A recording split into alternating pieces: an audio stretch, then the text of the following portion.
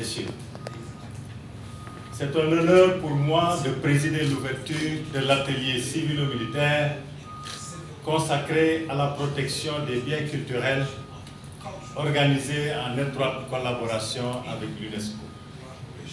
Cette initiative, qui s'inscrit dans le cadre de la Convention de la Haye de 1954 et de ses deux protocoles 1954 et 1999, témoigne de notre engagement collectif à préserver notre patrimoine culturel, bien commun de l'humanité. Je tiens tout particulièrement à saluer Mme Khady Ndiaye, ministre de la Jeunesse, des Sports et de la Culture, dont le ministère œuvre sans relâche pour la sauvegarde de notre riche patrimoine. Sa présence à nos côtés est un signe fort de l'importance que nous accordons à cette question. Je souhaite également exprimer ma gratitude à M. Dimitri Sanga, directeur du bureau régional multisectoriel de l'UNESCO à Dakar, Breda, qui, lors de notre rencontre en août dernier, a souligné l'intérêt d'un tel atelier et a demandé au ministère des Forces armées de porter ce projet. Sa proposition a trouvé un écho favorable auprès de mon département, qui s'est tout de suite mobilisé avec les équipes du Breda pour le mener à bien. Je remercie chaleureusement le Royaume-Uni de Grande-Bretagne et d'Irlande du Nord pour son généreux soutien financier qui a permis la réalisation de ce séminaire. Enfin, je salue l'ensemble des participants, civils et militaires, venus des pays frères de l'Afrique de l'Ouest et du Centre. Votre présence ici témoigne de la profonde conscience qu'ont vos États de l'enjeu crucial que représente la protection des biens culturels en temps de conflit armé, non seulement pour notre sous-région, mais également à l'échelle de notre continent.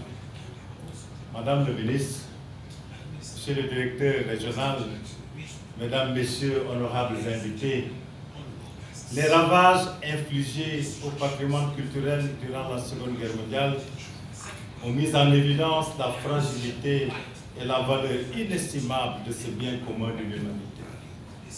Face à l'ampleur des destructions irréversibles subies, la communauté internationale a jugé indispensable d'édicter un cadre juridique solide.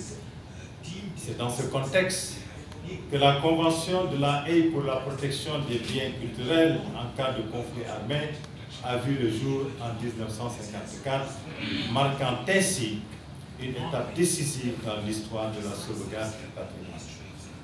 L'adoption de cet instrument juridique fondamental procède d'une conviction partagée que les atteintes portées aux biens culturels, à quelque peuple qu'ils appartiennent, constituent des atteintes au patrimoine culturel de l'humanité entière, étant donné que chaque peuple apportera sa contribution à la culture mondiale.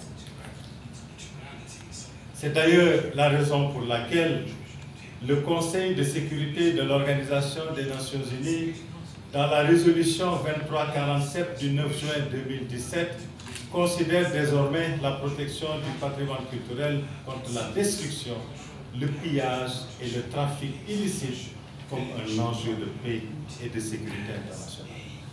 Vous conviendrez avec moi que cette préoccupation a une forte résonance sur le continent africain. En effet, celui-ci, et plus particulièrement notre sous-région ouest-africaine, demeure malheureusement confronté à des conflits armés qui, au-delà de leur lourd tribut en vies humaines, engendrent des dommages irréparables à notre patrimoine culturel. Ces biens, témoins vivants de notre histoire et de nos civilisations, sont bien souvent délibérément visés, dégradés, profanés et détruits, privant ainsi les générations futures de l'héritage précieux. Les exemples de ces atteintes au patrimoine ne manquent pas. Qui pourrait oublier la barbarie perpétrée à Tombouctou en 2012, au cours de laquelle des trésors inestimables, à savoir des manuscrits anciens et des mausolées vieux de plusieurs siècles, ont été méthodiquement détruits, causant une perte incommensurable pour l'humanité. Ces actes de vandalisme ne sont pas seulement des crimes contre la culture, mais aussi des attaques contre l'identité même des peuples. Il vise à effacer les traces du passé, à semer la discorde et à entraver le développement de notre société. Par ailleurs, il convient de souligner que les auteurs des atteintes au patrimoine entretiennent souvent des liens avec des réseaux criminels, voire peuvent servir de relais au financement d'activités menaçant la sécurité nationale, que ce soit le terrorisme ou la criminalité transnationale organisée. C'est pourquoi il est urgent et impératif de renforcer la protection de notre patrimoine culturel. Cet atelier, qui vient à la suite de plusieurs initiatives de l'UNESCO dans la région, se veut une étape importante dans cette démarche. En réunissant ici les acteurs clés de la sauvegarde du patrimoine, nous souhaitons non seulement échanger nos connaissances et nos expériences, mais aussi élaborer des stratégies concrètes pour faire face aux défis auxquels nous sommes confrontés à la matière. Mesdames, Messieurs, chers participants, ce séminaire intensif de 2 jours a été conçu pour vous dispenser les connaissances théoriques et les savoir-faire pratiques requis pour mener à bien vos actions en faveur de la sauvegarde du patrimoine. En étudiant en profondeur la Convention de la Haye, vous acquérez un sol juridique solide, indispensable pour appréhender la complexité des enjeux liés à la protection des biens culturels en temps de conflit armé. Les panels de discussion, les exercices pratiques et les visites de terrain vous permettront, quant à eux, de développer des compétences concrètes et de mettre en œuvre les connaissances acquises. Je vous exhorte donc vivement à profiter pleinement de cette opportunité unique de renforcer vos capacités et celles des structures que vous représentez. La diversité des profils représentés ici, militaires et professionnels du patrimoine, rend bien compte de la nécessité d'une approche interdisciplinaire et interministérielle pour faire face à la problématique de la protection des biens culturels. Les forces armées, plus généralement les forces de défense et de sécurité, jouent un rôle primordial dans l'application de la Convention de 1954 et de ses protocoles. Elles ont pour mission de mener des opérations militaires en respectant le droit humanitaire et parallèlement de contribuer activement à la sauvegarde du patrimoine. D'ailleurs, la Convention de la Haye impose aux États de préparer dès le temps de paix des structures spécialisées au sein de leurs forces armées, chargées de veiller au respect des biens culturels. Ces structures sont investies d'une mission de conseil, de surveillance et, le cas échéant, d'intervention pour protéger les sites, les monuments et les œuvres d'art. Par conséquent, la collaboration entre les forces de sécurité et les autorités civiles chargées de la sauvegarde du patrimoine, qu'il soit matériel ou immatériel, culturel ou naturel, est donc essentielle.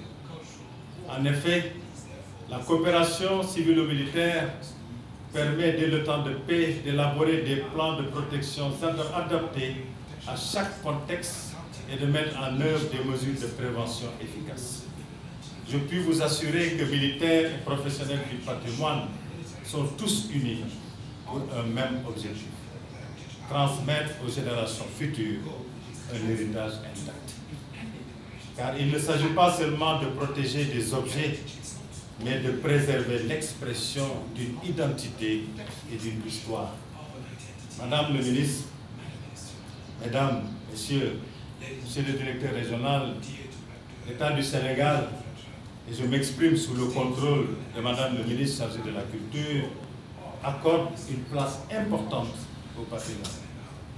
D'ailleurs, la valorisation et le développement du patrimoine culturel constituent un des objectifs stratégiques listés dans la stratégie nationale de développement 2024-2029. Cet atelier, du fait de sa dimension sous-régionale, cadre également avec notre vision sur la nécessité d'une approche concertée des défis communs à nos différents pays.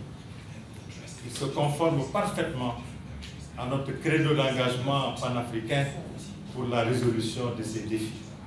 C'est pourquoi l'État du Sénégal à travers le ministère des Forces armées et celui chargé de la culture, a apporté un soutien sans réserve à cette initiative du BREDA.